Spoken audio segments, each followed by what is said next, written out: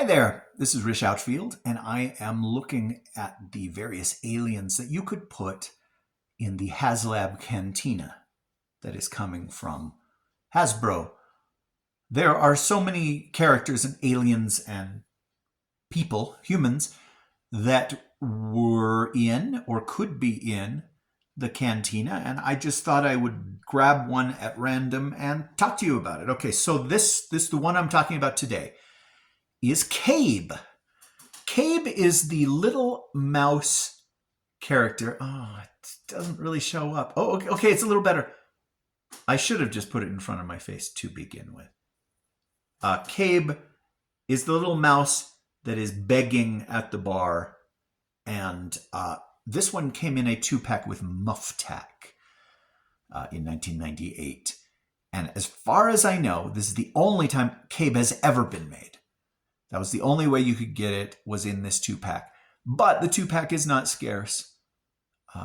You can still pick it up fairly cheaply. He's not got a lot of articulation. Like in the scene, he gets a glass and he holds it up to his mouth, and you wouldn't be able to do that with this figure. He's just got 4 points of articulation. So that's less than a Kenner. This is the articulation that the Kenner Stormtrooper had. He's got waist, he's got his 2 arms, he's got his head.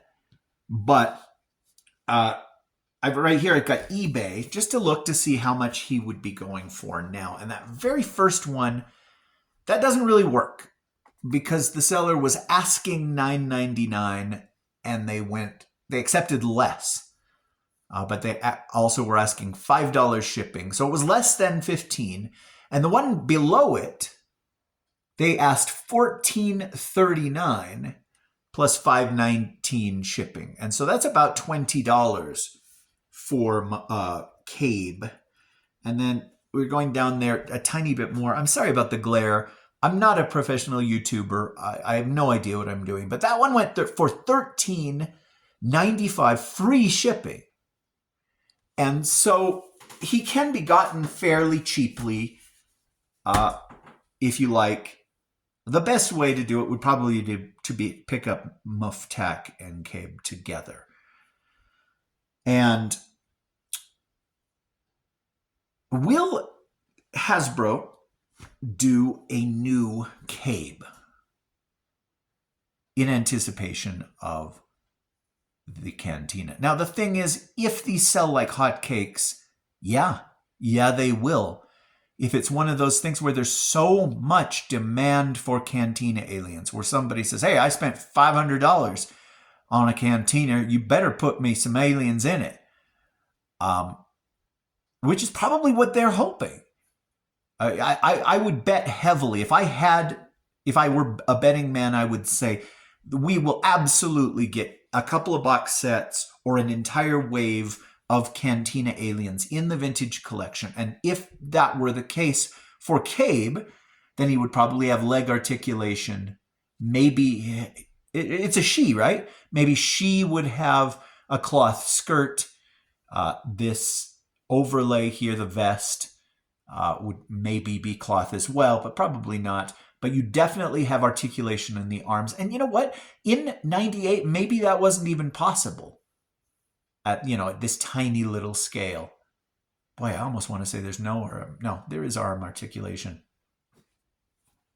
But this Kabe is fine. It's a beautiful sculpt. It is accurate to the movie. I like it. But the other point in Hasbro's favor is this is a tiny figure, and if they could sell this for the same price as this, then of course they would do that. So I think that there are other characters that deserve priority over Kabe, but if they decided to